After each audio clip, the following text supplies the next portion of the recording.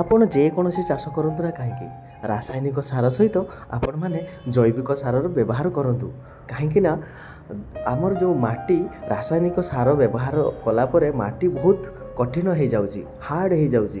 ତେଣୁ ଆମର ଫସଲ ଦିନକୁ ଦିନ ପ୍ରଡ଼କ୍ସନ୍ କମ୍ ଦେଉଛି, ଉତ୍ପାଦନର ଘାଟା ଆସୁଛି। ତେଣୁ ଆପଣମାନେ ଯଦି ଜୈବିକ ସାରର ବ୍ୟବହାର କରିବେ ତାହେଲେ ଆପଣଙ୍କ ମାଟିର ଉର୍ବରତା ବହୁତ ଭଲ ଭାବରେ ରହିବ।